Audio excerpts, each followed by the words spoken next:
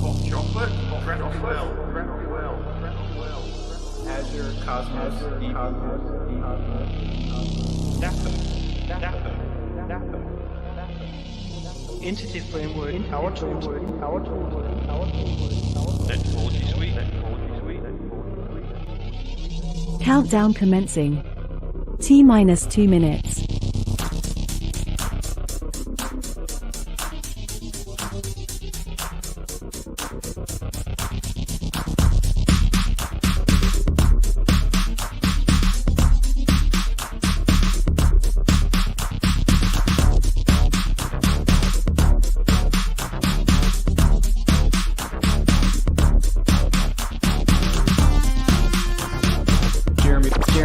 Jeremy Lickness.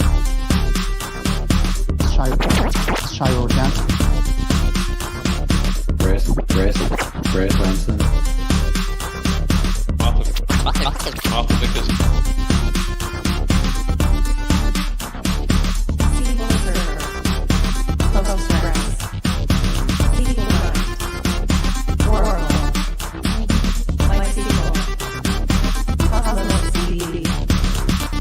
.NET Data. T-1 minute.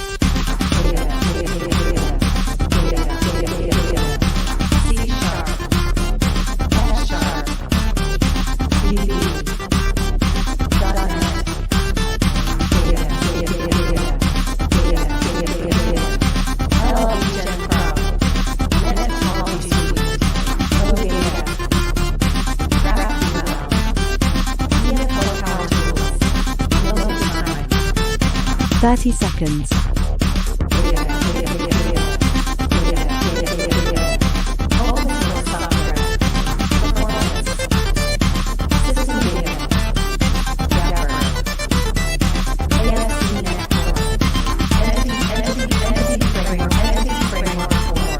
Ten, 9, 8, 7, 6, 5, 4, 3, 2, 1. Liftoff. We are go for .NET Data Community Standup. Okay, here we are again for another .NET Data Community Standup. I'm here with other members of the .NET Data team, Jorchen and Shai, as usual.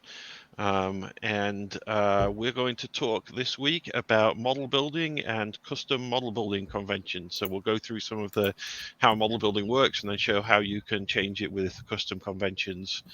And I noticed here, we have a comment already here from somebody. I'm a newbie.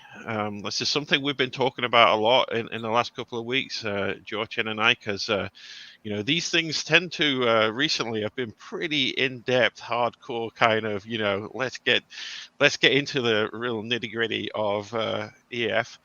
This one isn't going to be different.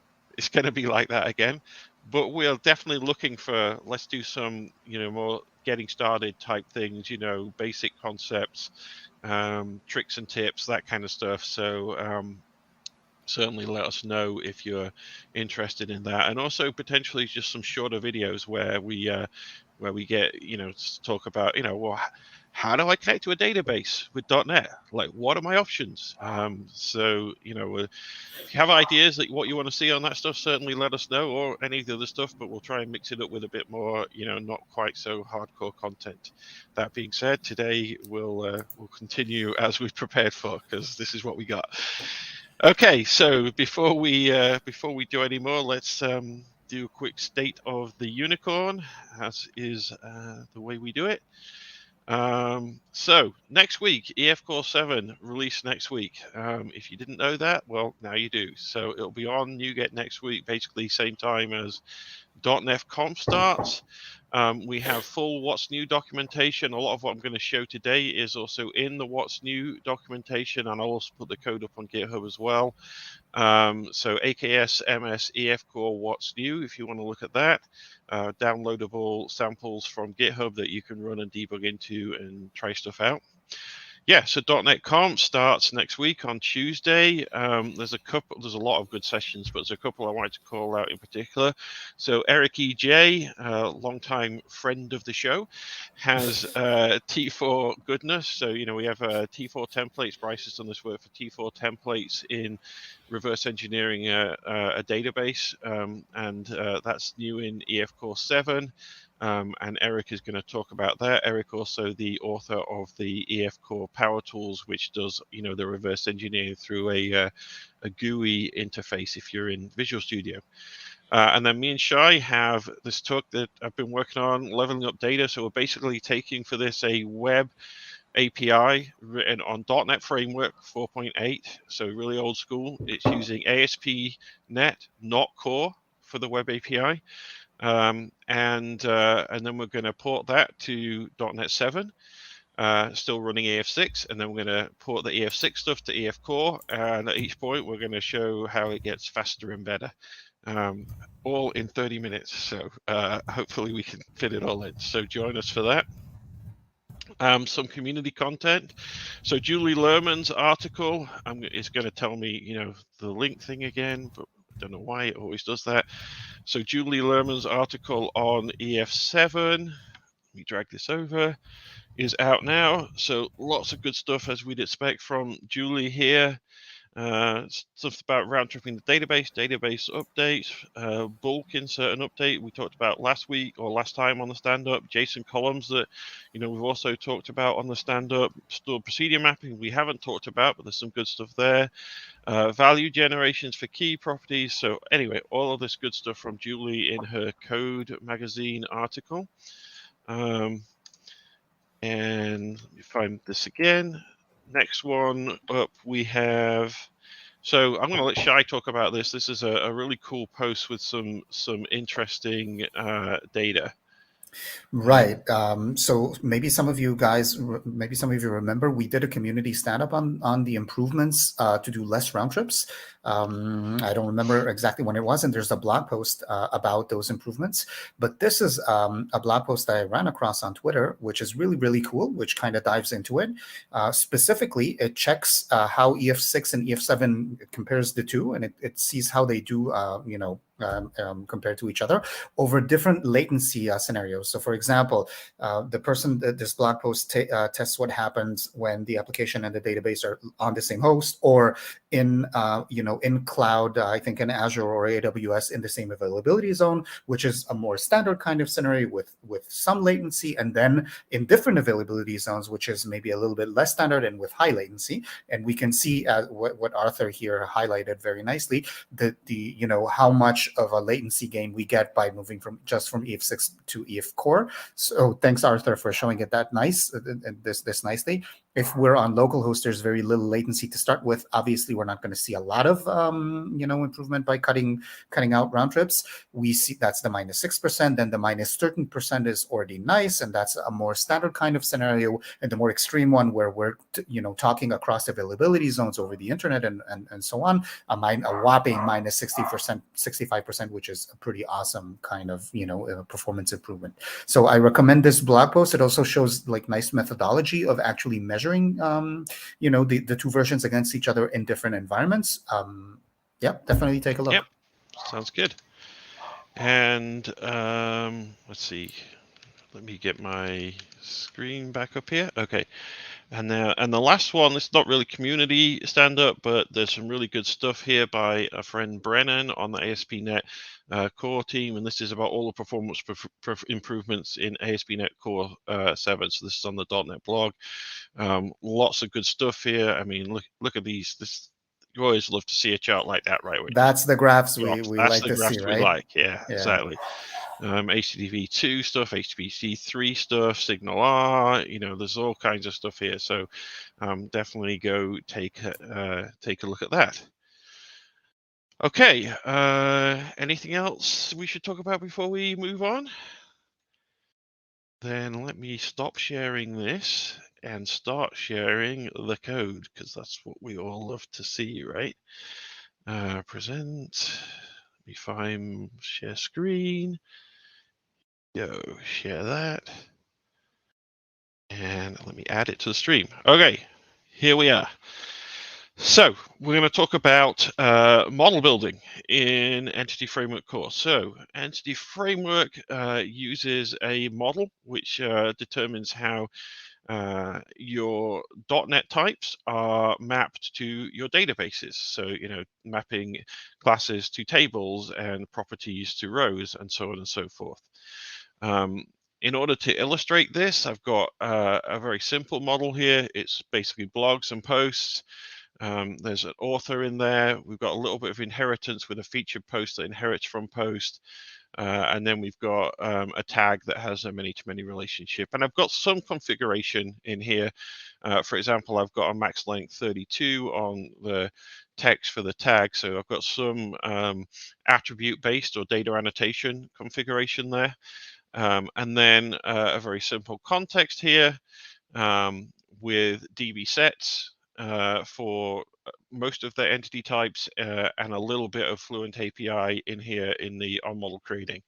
And then we're just going to run this against SQL Server. Okay, so how do we get from these types and this configuration to a model? Well, let me kind of walk through that a little bit with you, and then that will lead us into what we can actually do with conventions. So the first thing where everything starts is entity type discovery. So we want to find your entity types, and that's the root entity types in essence, and that's it where everything starts. And there's two ways that happens. One is DB sets. If you've got a public DB set property on your DB context, then the generic type in here, blog, tag, post, author, those are all discovered as entity types. You don't have to have these to discover it as an entity type. You can also, in OnModelCreating, call entity on the model builder, and that will discover feature post as an entity type. And this is the starting point for all model building. When as soon as EF discovers an entity type, it's going to call what we call a model building convention.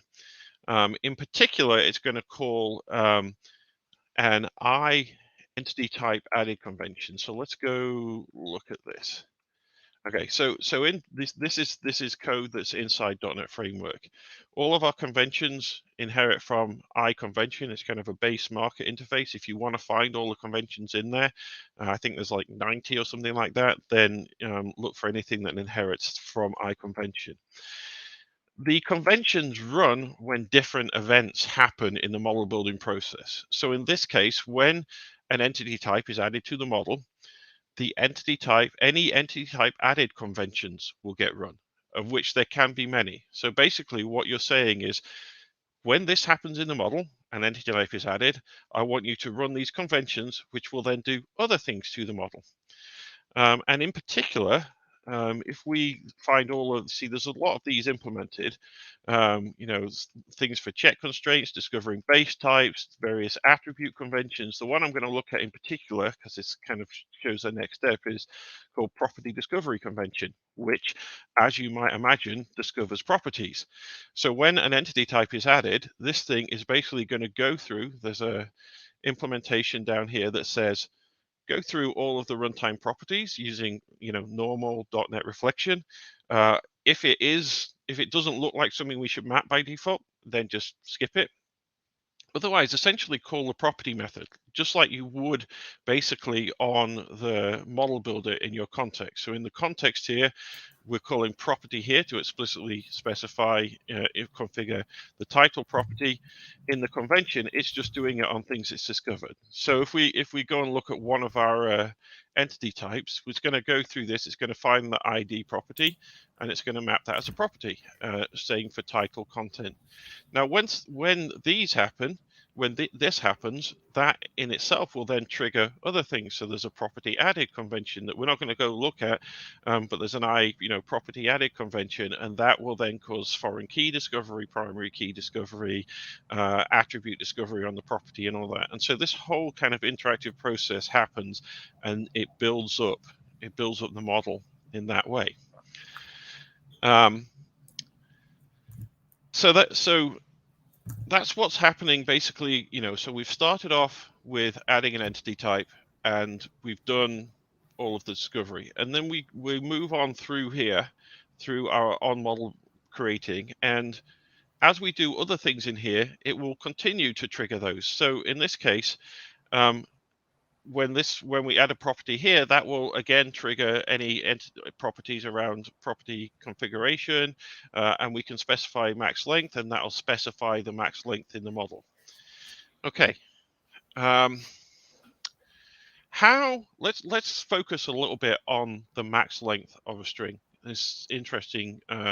This is something that people often want to change, especially with SQL Server. You want to specify what the max length is, because otherwise you just end up with nvarchar max columns for everything, which is great in that you can store anything in it. That's why it's the default. It's not going to truncate your data, but it's not great, as we know, for doing things like indexes in SQL Server. You really want a specified column. Not all databases are like that, but SQL Server is like that.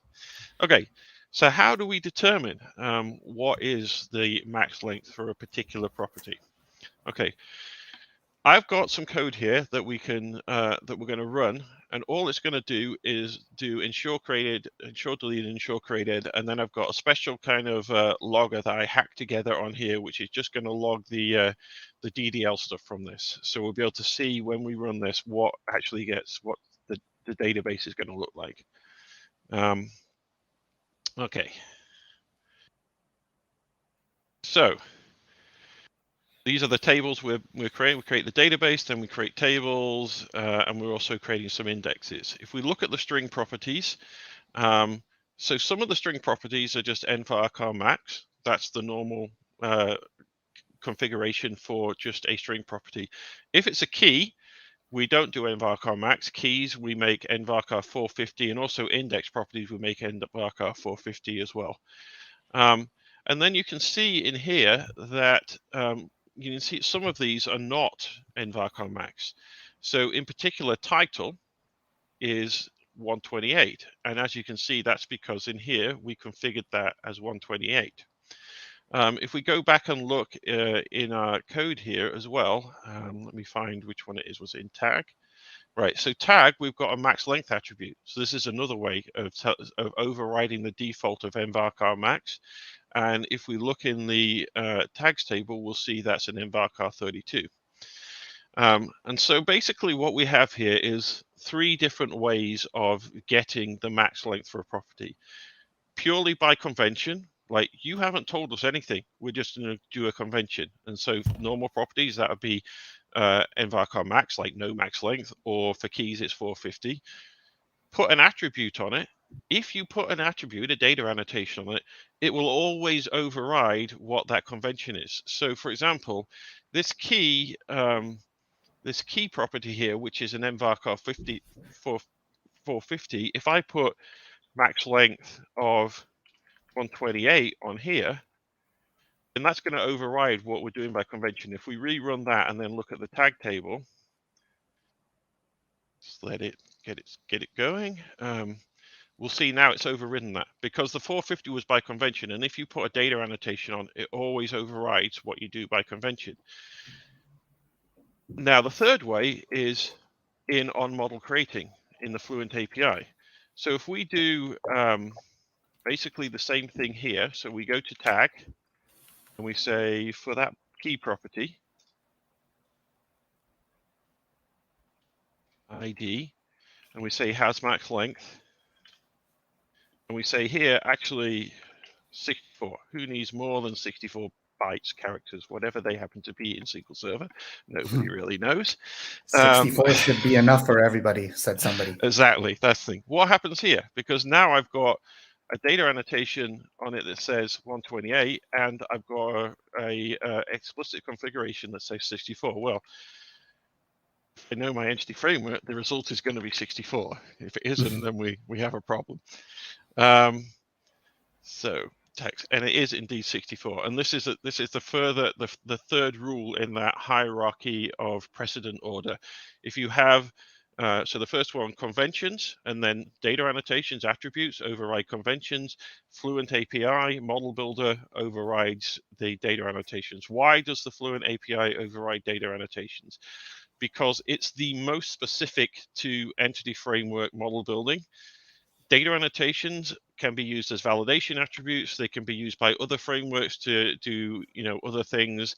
That's a problem in of itself, but it means that you might have a max length of one thing, but you actually want EF to configure it to some other length.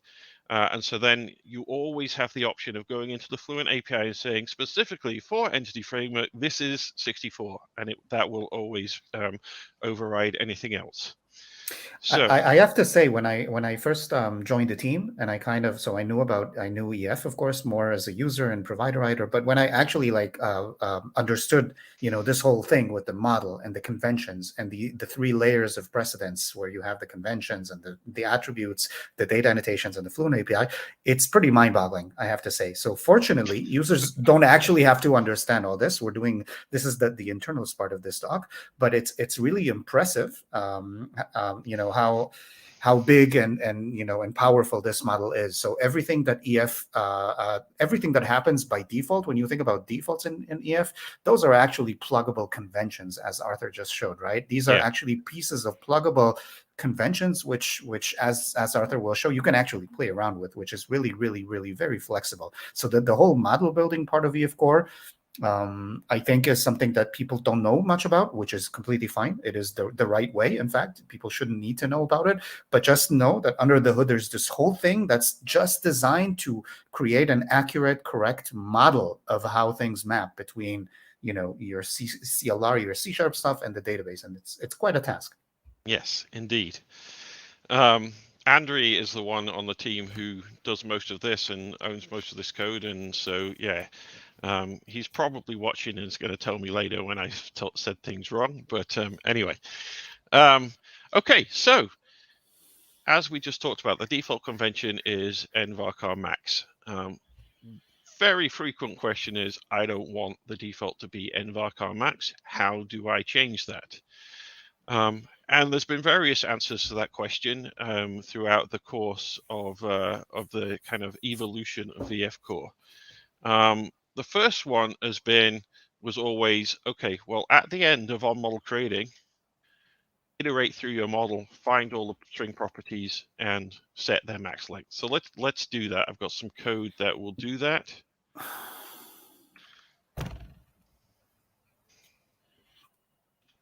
Okay. So what's this doing? It's basically saying, give me the model as it is at the time. This isn't the finalized model, which we'll get back to. Give me all of the entity types in it. Find all the declared properties on every entity type. If it's a string property, then set the max length to 256. Now, this is the low-level metadata API, which is fine for doing simple things like setting max length, but it's not the Fluent API, and it can get tricky when you want to do more complex things. So that's one kind of issue with doing it this way. Another issue with doing it this way is that at any point in this process, the model is not yet complete. So if I were to put this here, it would be done before this has been called, which in fact wouldn't actually make any change to the finalized model in this case, but it can do if you're doing things like discover a discriminator, which we'll get to later, and that discriminator hasn't been configured yet. So that's kind of why you never put this at the beginning, you'd always put it at the end. But even at the end, there's a bunch of conventions called model finalizing conventions that we'll see, and they happen after we've done all this process. We finalize the model, and that actually goes through, cleans up some things, adds additional information to some things, processes things in various ways. And the result is that sometimes when you do it this way, you'll get something, it'll be like, why is it configuring that property that is a foreign key, but it doesn't even exist? And it's because model finalizing actually ends up removing it and replacing with something else. And so it can be really tricky to do it. So that's a couple of reasons not to do it this way. And then probably the main reason, because none of those issues actually happen in this particular case, with this particular model. But what do we get when we run this? Every single property is now 256. Our key properties are 256. The ones that we specified are 32 are 256. Everything is 256. It's basically just plastered over every single string property with 256, which means that I can't now go put a data annotation on this one. So, oh, actually, I don't want that one to be 250. I want that one to be just 32. Just the ones that I haven't specified, I want to be 250. It doesn't work. Okay, so that's not a great way of doing it. It's like, what we want to do is specify a default, right? This is the thing. And this is not a default. This is actually an override. Yes. So no matter what happened elsewhere, whatever you specified in another Fluent API or in another data annotation, this is going to override because, in fact, this is the Fluent API, which we just said overrides everything else, right? So we're just using this big Fluent API hammer over our entire model to override whatever happened before. So this doesn't work as a default setting is basically, what we're trying to say. Absolutely. And there's ways that you could hack this around to kind of make it work, looking at whether it's set or not. And, but it's basically, that's not the right way to do it. Okay, so we introduced a new API in, when did we do this? Was it EF6, I think. 6? No? Yeah, I think it was so. 6. Pre-convention configuration. We're great at naming things in a simple and clear way. So pre-convention model configuration. Everybody repeat this in front of their cameras, please. So actually what it does, even we're great at naming, but the name is actually kind of interesting. Configure conventions, which means this runs to configure what your conventions are going to do when the conventions run. A pre-convention model configuration. So it's running before everything. This is great for certain kinds of things. This is great for setting a value converter without having to go through the entire model and every property configure a value converter, for example. It's super useful for doing those kinds of things. However, this basically acts almost like explicit configuration. It doesn't act like it's a convention. And so it suffers some of the same problems as we saw when we did it at the end of OnModelCreating. And just before we go, just so people understand what the API here is, this is saying in the model for any property that's string, it's actually for any property that is string and has the default type mapping for string. Don't worry about that. It has a max length of 256, right? So this should say if I'm not doing anything else, then set it to 256. And if we run this, what you would expect, I think what everybody would expect, is that if I have like an attribute on this that says change it to 32, then that should take precedence. But what you'll find is it doesn't. In fact, the text is still 256, even though, if you remember, we have the attribute on this. But it does. But it does let the Fluent API override, though, right? Because I can see the varchar 128 down there. Right, and so the Fluent API does override. So, like I said, this basically acts like it was the Fluent API, which means it's overriding what an attribute would do.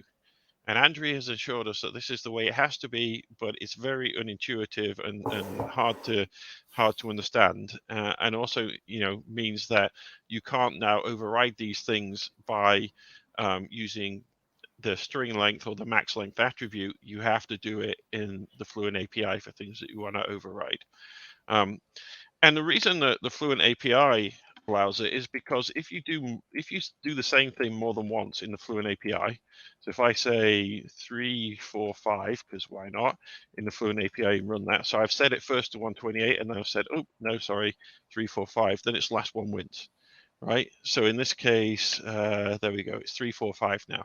And so effectively what's happening here is it's being set to 256, but then this is running and resetting it to 128. And that's kind of another kind of fundamental model building concept, which is the last one wins. If you do the same thing twice in the Fluent API, the last one that you do wins.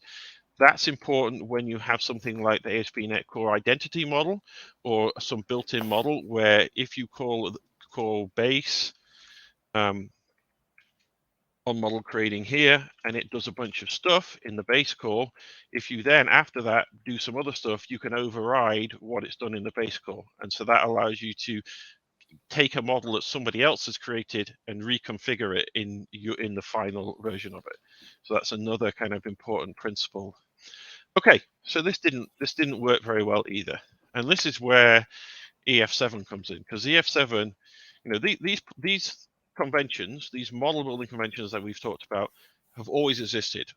What's new in EF7 is we've made it easy for applications to add new ones, remove ones that we put in by default, or replace conventions that we've created. So what we're going to do is we are going to create a max string length convention. In fact, I have it pre-created here. Okay, so this max string length convention, actually, the code looks very, very similar to what we had in the OnModelCreating version of this. The type of convention it is iModel finalizing convention. Remember, I said that set of conventions that runs at the end.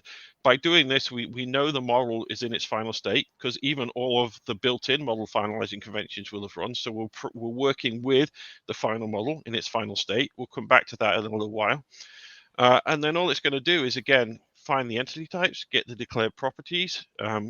We use get declared properties here and not get properties, because you don't want to do it multiple times if you've got inheritance, right? It's not a big deal, but it's just a nice tip there. If the property is a string property, then call has max length on it. When you use this builder, the type of this builder is an iConvention property builder. That's important, right? Because what this is going to say to the model building API is, I'm configuring this by convention. So in the precedent order of things that can happen, you know, by convention, by data annotation, or explicitly, this is saying this configuration is done by convention. What that means is that if a data annotation has already set this will have no effect, because data annotations have a higher precedent than conventions. Likewise, if the Fluent API in ModelCreating you've done this again will have no effect, because it's already been configured with a higher precedent. So it's really easy to add this. We'll go back to our context, and again we use the configure conventions, because we are configuring conventions, right? So we have access to the conventions in configuration builder, and you call add. This is a factory. This thing here is dependencies. You can depend on other services in your convention. Very often you won't need to, so we don't really use that. And then we just create an instance of our max string length convention. This gets put in the right place because it implements our model finalizing convention. So just by the fact that it implements that convention, we know to run it when the model is finalized. Okay, so I think if we run this now, if I've done this correctly, we should actually get what we want, which is a default max string length, but not clobbering anything that's not the default. And indeed, we should find that we have 256. Did I call it? I said 256 in there, right? That was what yeah, 256. So we have 256 in all of these ones, except for where we had the data annotation, it's still 32. And where I had the Fluent API is still 128. So this is the thing that you want this is the way to do it, to set a default max string length. I don't know if Shai or George, you've been taking a look at the chat, if there's questions there that we should answer at this point. I admit I've been fascinated just looking at you present, and I've been neglecting my duties. So I will look at the... Okay. Let me look at what's next on my notes while we maybe see if there's any questions. Yeah, so we showed that. Okay. While you're looking at the questions, I'm just going to quickly show how to remove a convention, an existing convention, and then we'll come back and ask some questions. So EF adds, like I said, like 90 maybe, I can't remember the exact number of conventions. Providers also add their own conventions. There's some conventions that are relational only. The conventions we create, we think make sense for the vast majority of common cases. That's why we do something by convention, because it's basically the right thing. One of those things that we do by convention is when you have a foreign key column, we create an index on it. And in fact, you can see at the bottom here, we've created 3 indexes in here. These were not, I didn't specify these indexes in my model building. I didn't put a data annotation to say create these indexes. They were created because because we have foreign keys on these columns. If I want to not do that, which we've had requests to do, and in a minute Shai can talk about when you might not want to do that, then you can in fact remove the convention that we create for you. And that's as simple as calling, I'll comment out this one just for simplicity right now, the name of the convention. And again, you can find all the conventions by looking at types that derive from iConvention, and then you call conventions remove, and it will remove that convention. If we then run this, you should see at the bottom, we don't create any of those indexes. No indexes. Okay, Shai. Right. So what's the deal with the whole foreign key index stuff, right? I mean, why do we create it, and why would somebody maybe not want to create it, right? So generally in a normal application, when you have a foreign key, you have a one-to-many or a one-to-one, it doesn't really matter. And you're querying, it's very, very common if you're querying, for example, the post, you want to get the blog as well. And in order for that query to work efficiently, you need to have an index over the foreign key. Otherwise, we're going to have to look through all the blogs table to find the correct thing, right?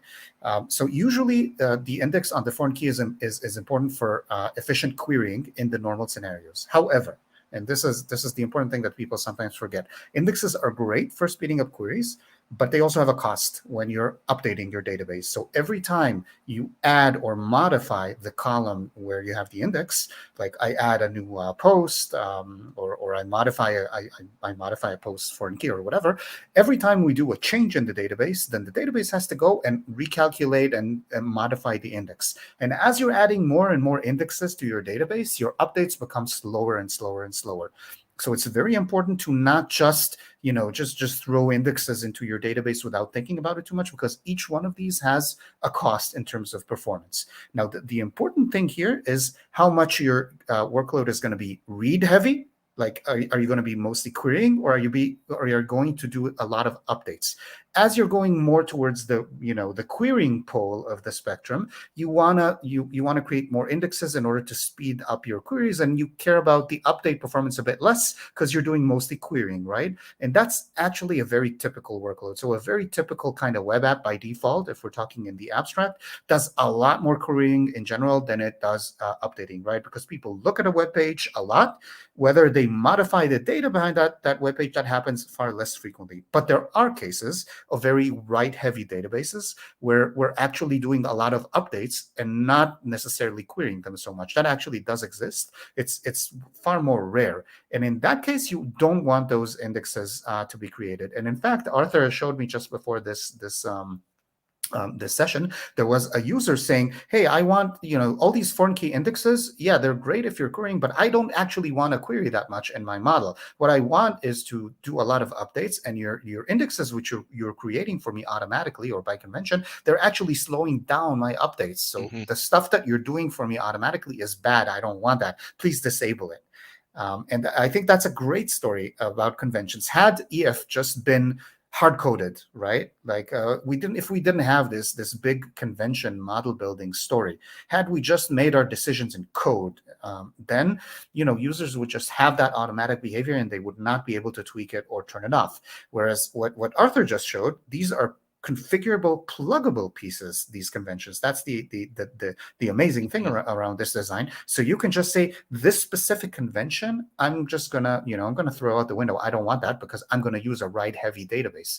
And we allow you to do this. And in EF7, we allow you to really do this very simply and very nicely. Absolutely. I actually ran into a similar case to this when I've been working on the .NET Conf talk that Shai and I are giving, and I wrote an update, and I thought, okay, I'll put an index on this this column. In fact, I think it was the archive column. I'm not sure exactly.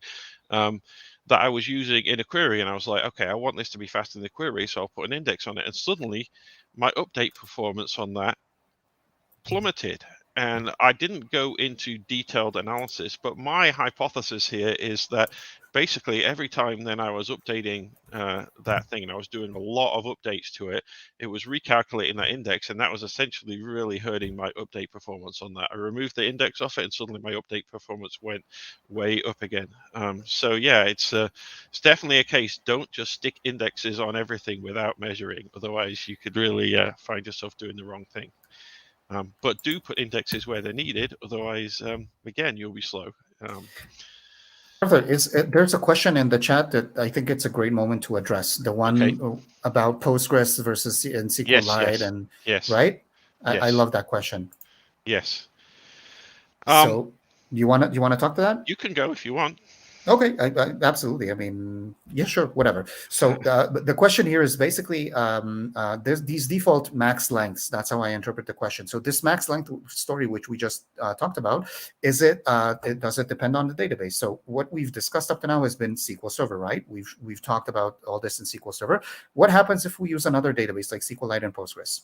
It's a great question because, in fact, this whole story with the having to have a max length in order to define an index, that's a SQL Server story, right? So in SQL Server, you've seen this convention, right? Arthur showed you right at the beginning. If you just have a normal string property, no index, no key, then it's going to be an nvarchar max. That's what we do by convention.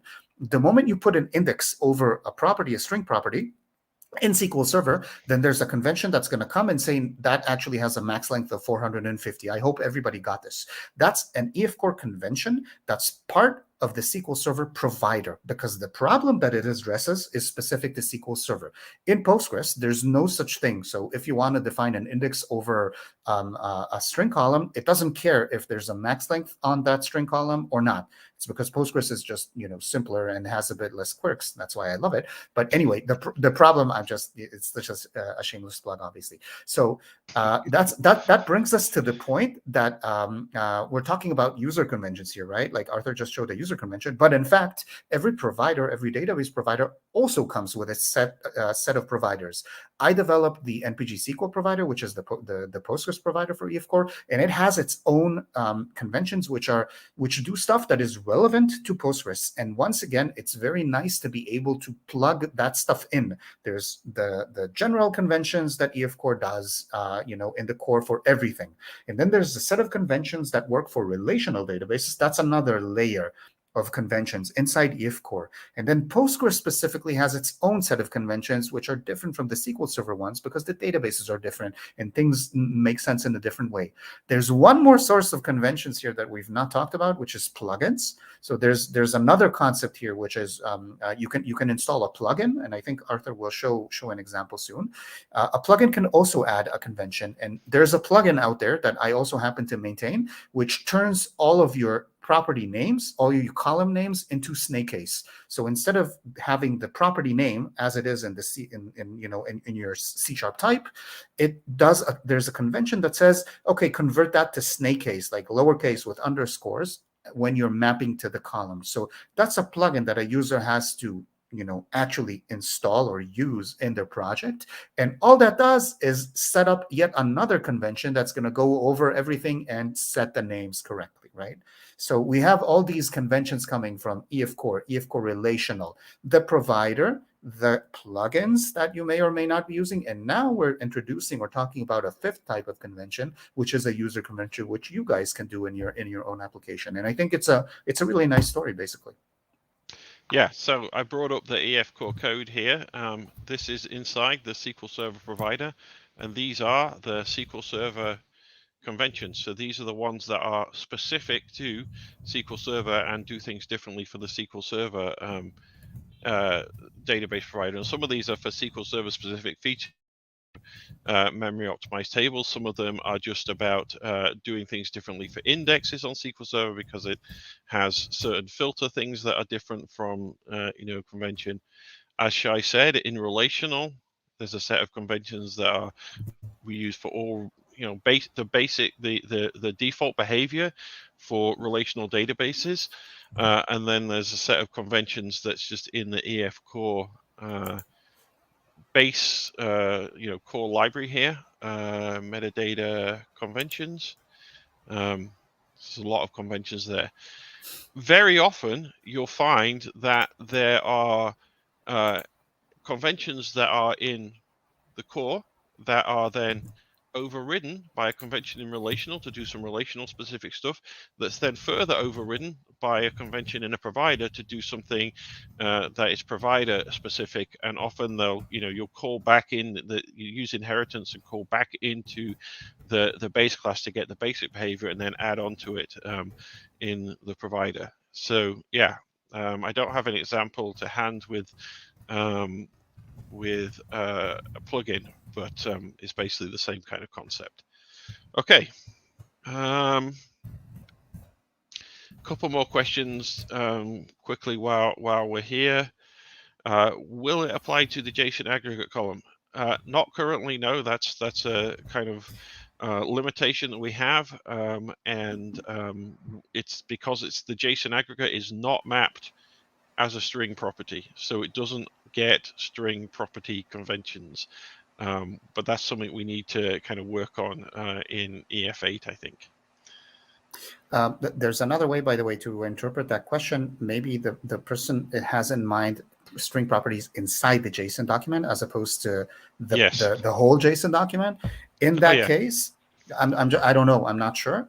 If that's the case, then there's no such thing as like in databases, as far as I know, of a max length inside a JSON document. That's not a concept that exists. You only apply this concept to columns, whereas JSON properties inside JSON documents are not columns; they are inside columns. So yes. Okay, one more question before we move on. Why type of over generic? So I assume here that they're referring to this where I say type of. Okay, so I could throw this around and say, why generic over type of? And the general answer is because it looks nicer, which is, fair enough. I would not necessarily disagree with that. However, type of is often much more flexible, in particular if you want to dynamically do this. So for example, if you have a list of conventions that you want to call remove on, you can't easily do that if you have to call a generic method. In fact, what you have to do basically is call make generic method on each one and then call it by reflection, which is a major pain. So sometimes we provide both, but very often when there is no need to do anything with the generic type, all you're doing is saying, this is the type I want you to do something with. The type of is actually more flexible and better, and it's not necessarily worth adding a generic just to make it look a bit prettier. At least that's my opinion. Okay, shall I move on? Okay, let me check my notes here. What's next? I think I remember what's next. Oh, yes. So let's do another example, which will demonstrate a few things. Let's try and set the string length of a discriminator column. So if I go, we don't need this anymore. I'm going to put foreign key indexes back in, not that it matters, but just to keep things simple. If we go look at our model, our database that we're creating, remember we have posts and featured posts, and we're using a TPH mapping hierarchy, so table per hierarchy, which means we have a post table and then a discriminator column, and we're creating the discriminator by convention, so it's called discriminator, and it's an nvarchar max. My opinion, it shouldn't be. I looked back at conversations as to why we did that, and there's this theoretical thing about the type of a .NET. A .NET type can theoretically have any length, could be massively long, and if we ended up having a really long type and then use the type name, which we use as the default value to put in the discriminator column, it could overflow. Like, seems pretty silly looking at it now. So we have an issue. Hopefully we'll fix it in .NET 8, or where we'll do something different to this by default, because this isn't great, right? However, we don't have to wait .NET 8. We can or EF8. We can do it now with a convention. And remember we talked about how conventions run reactively. So when something happens, like an entity type gets added to the model, conventions react to that entity type to do things. So our initial implementation for doing this would be, okay, well, when we detect we're in a TPH scenario, let's go and run a convention that will set the discriminator length for us.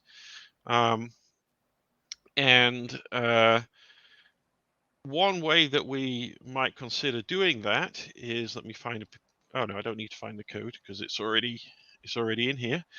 The first version of my discriminator length convention, this is what we do. We say, okay, well, it's a TPH model when the base type changes. So when I say, actually, in the model, this thing has a base type, that means now we've got a hierarchy. So let's react to that and find whether there is a discriminator property. So, because if it's not a TPH, it might be TPT or whatever, then it wouldn't have one. Let's find if there is one. If there is one, and it's a type string, we haven't changed it to anything else, then we'll set the max length of that. And so I can add that to my conventions in the normal way in my context here. So I'm just going to add discriminator length convention 1, and let's just say by default we want to create 24. So we want our discriminator to be 24. Okay, run the model builder, and if all's well and good, what we find is indeed this worked, right? So it detected we've got a base table, the discriminator is 24, we set it to 24, so awesome. Okay, that's great, but then we're like, discriminator, we don't want to call it discriminator. Discriminator is not a very good name for that in our database. So let me go into my model configuration here and say, actually, I'm going to tell you explicitly what the discriminator is. Now, the discriminator that we had was created by convention, right? So if I call house discriminator, as we know, that will now override what was done by convention and create an explicit new discriminator column. And I'm going to call it post type. And then instead of using the names, I'm going to say standard and featured as the discriminator values there. Let's run our model again. See what happens. As you might guess, because I'm showing you this, it doesn't work. What we have now is post type, but it's back at nvarchar max. It's no longer getting. Why? Well, because when we did this, we didn't change the base type.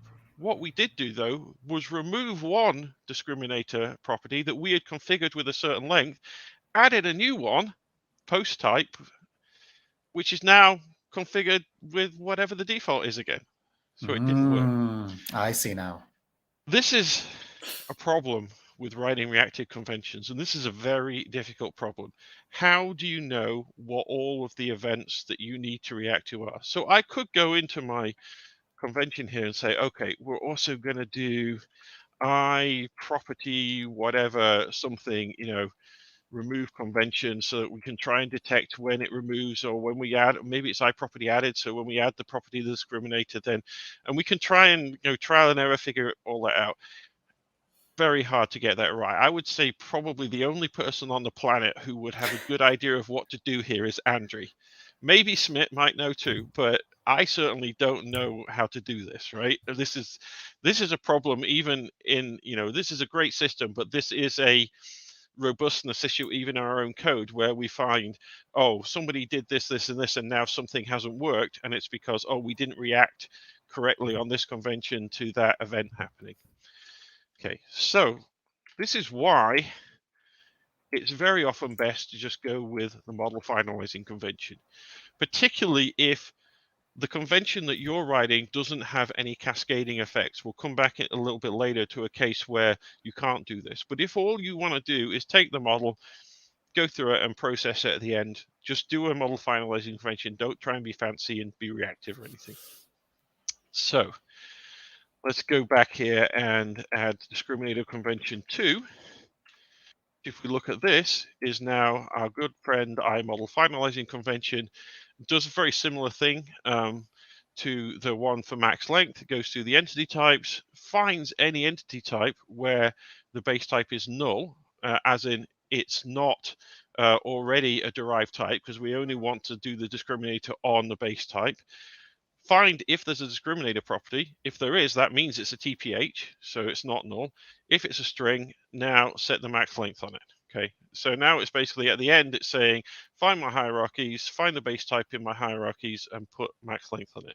So now if we run this again, hopefully what we'll find is that even though we changed it to post type, it now is correctly got 24 because the model knows it's a discriminator, and so we've set the discriminator length. So yeah, the moral of the story here is if you can, just write an iModel finalizing convention. That's what you want to do almost all the time. Now, there's another thing we can do in iModel finalizing. Why do we say here, tell me that length? Why in our blocks content we say, oh, I think 24 should be enough, right? Once we built the model, we know what these values are, right? We know that these are the values that are going to be stored in the discriminator column. So in my super fancy version of this convention, which is discriminator length convention 3, we don't give it 24. We don't need to tell it anything. It instead basically says inside here, okay, now I've found the discriminator property, go through, and we have lots of these like kind of helper functions in the metadata, find all the derived types inclusive of the base type, find the discriminator value of these, which we know are all string values because it's a string property, right? And just give me the max of those. Give me the max length of all of them. And then that's how wide my column needs to be. So if we run this, we should find that I believe 8 is the answer because that's the longest one. So yeah, nvarchar 8 is what we get there because featured is 8 characters long. So that's what we need. Standard is also 8 characters long, which is convenient. But anyway, we don't need any more than 8. If I actually, let's say I get rid of this again, we're going to go back to the default, which means use post and featured post as the values. It should be now come out as 12 because featured post is 12 characters long.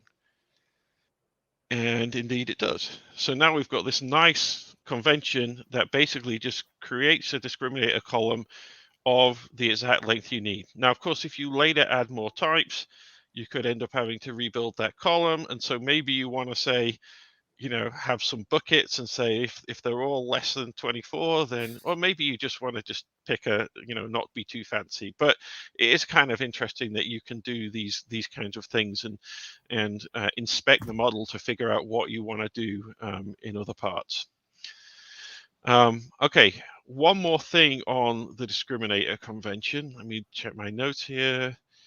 Yes, so what happens if we have both the max length convention and the discriminator convention at the same time? Ooh. Both of these two things are trying to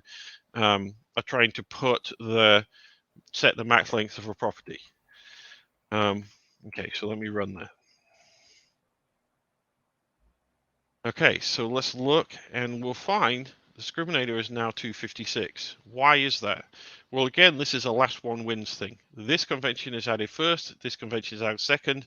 When this convention looks at it, a convention can override what another convention has done. If you've set something by convention and then you have another convention that sets it again, it will get that last value. But what this means is in this case, we'll put the less specific first and the more specific second. And now the discriminator will run after that. And so we should end up with getting, again, the correct value in here. So if you've got multiple of these conventions, just make sure you add them in an appropriate order. And if there is no appropriate order, then that's one of the big problems of computer science, I think. So yeah, I was about to say, so another, it's not a problem, but another tricky part of conventions is ordering, right? Like which convention runs first. And in fact, so as Arthur said, there's already a bunch of model finalizing conventions running before all of these. Now, everything Arthur showed works nicely because we're just running at the end of everything. We're just appending stuff. But in some cases, if you need to have another finalizing convention running after you're changed, and you need to insert your convention somewhere in the middle. And if I remember correctly, we actually have some APIs to help you do that. I think we do. But that's getting super advanced now, and I Yeah. really wouldn't recommend it. I'm just trying to get people to appreciate the potential complexity here, because again, conventions are pluggable pieces of logic that go over your model and modify it in some way. So their ordering can be extremely important. Yes. Extremely important. But generally, very often, the conventions that you'll want to create are simple, do a Right. whole bunch of things at the end in the model finalizing conventions, and you usually don't need to worry about that. Where it gets really complicated is when you're doing something that impacts the structure of the model such that other things need to react. And we're Right. going to take a quick look at that now. To get rid of these two, and what we're going to do is we're going to look at property discovery. So we looked at I think we probably still have it up here somewhere, right? Property discovery convention. So this EF core, when it has an entity type, will essentially find any public settable property. That's what this is candidate thing does. It's fairly complicated bunch of things that goes in, if we can find it right. So here's space, like it's not static, you can read it, we can find the setter, it's got a get method, the get method is public, it's not an index of property. So that's kind of the basic stuff. If it matches those things, we map it as a property. There's some other things going on as well, but that's the basics. What if we want to change that? And we occasionally get this, like, you're just mapping everything, I don't want you to map everything, I only want you to map the things that you tell me about. Okay, so we could do that by replacing the property discovery convention.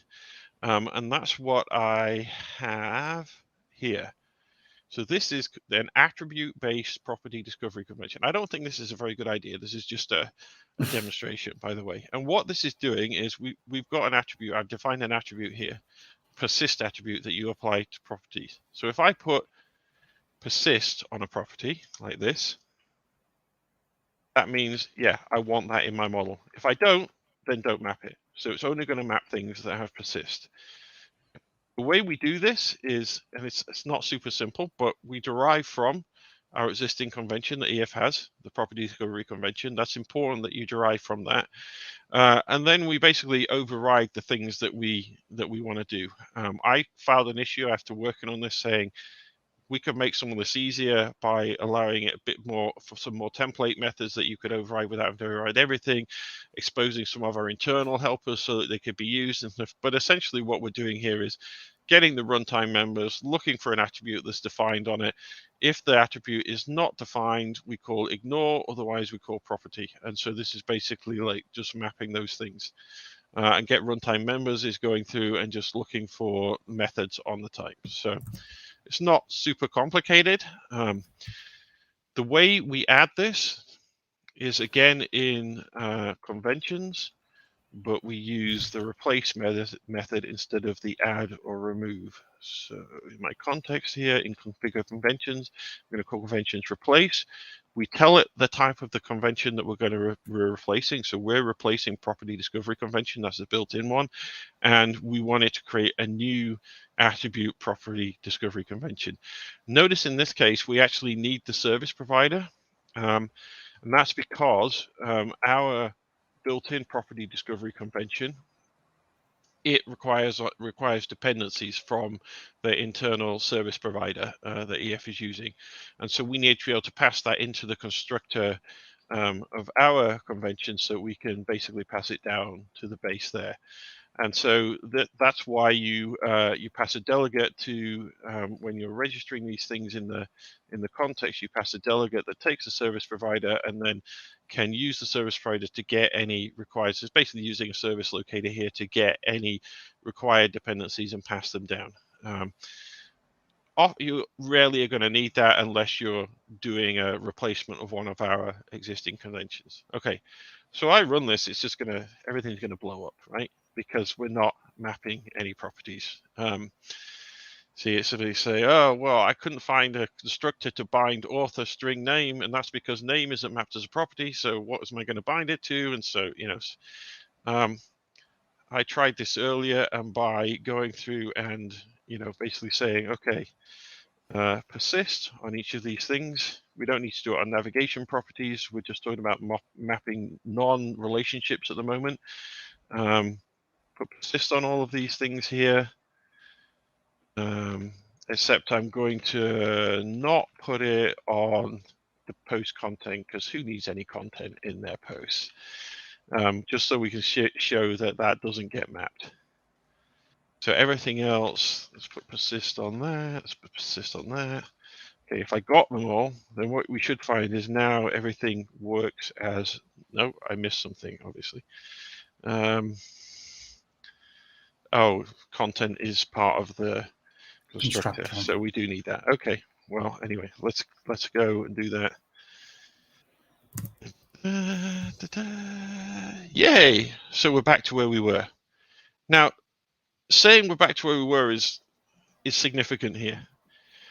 I could not write this. Sorry, not this. I could not write this as a model finalizing convention, because when a property is added, it then triggers off all of these things that will determine that it's a key and set it up as the key, create the foreign key relationship, all of that stuff only happens once the property is introduced into the model. So this needs to happen as part of the reactive model building, right? This can't just run at the end.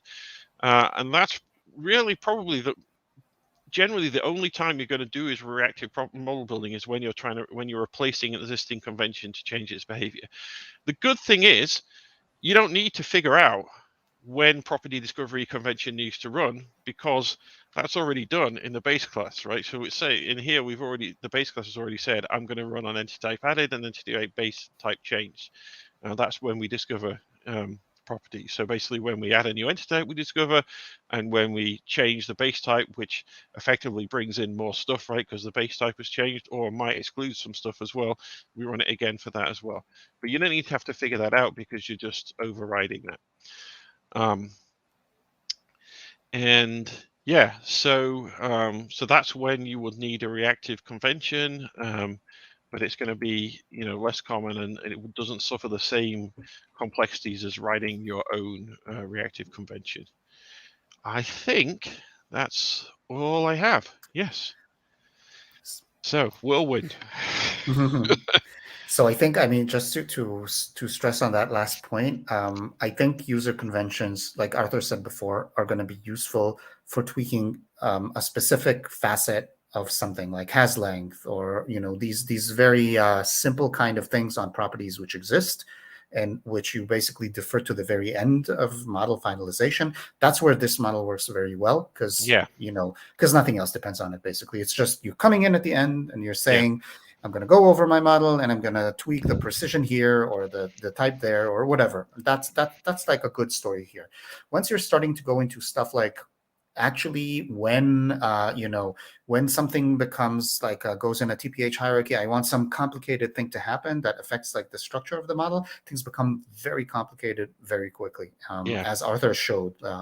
So I would say that is probably a bit beyond what you would be able to do. Like in an application, it would be very tricky to get right, basically. So this is basically a message of modesty to people. Use this feature sparingly and use it so it does have its uses.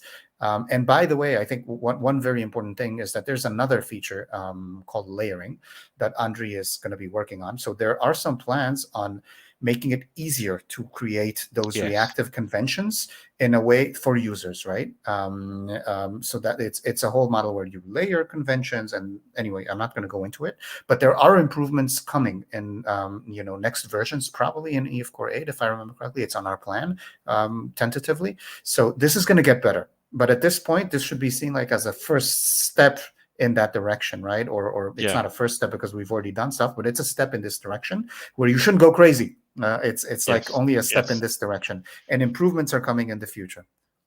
And also be careful when you're removing existing conventions as well. There are conventions like we removed the foreign key index convention.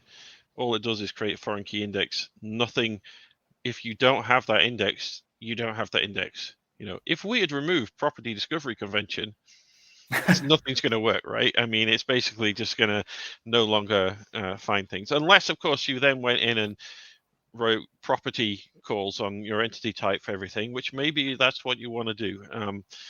So, removing conventions can be useful, but also used with care. I think the main use, as we've shown here, is I model finalize conventions. Those are pretty useful and pretty safe generally. Samples on GitHub. So I'm going to upload this project to GitHub when I get offline here, just on my personal GitHub, custom model conventions. But basically, all of this code in slightly different but almost the same form is already available in the What's New documentation for EF7, and it describes a lot of these things and probably some other things that we haven't talked about, and that code is already available in the samples in the EF docs GitHub repo. So yeah, you can find all of this to play with it and work with it. Awesome. I think that's it. I think in 2 weeks, if I'm not mistaken, we have our, is it a launch party? I don't know how. We're going to try and do that, but I haven't invited anyone yet. Okay. We'll see what happens. Maybe we'll just do a whirlwind tour of EF7, and we'll see. We'll see if we can get Julie to come and join us or not. So anyway, very exciting. The launch 7.0 .NET Conf, lots of excitement here, and I hope you guys are all also excited. Thanks for joining us on this. Definitely you're an EF Core nerd if you've got to the end of this. I'll say that. Okay, thanks everyone. Appreciate Bye, your everybody. time as always.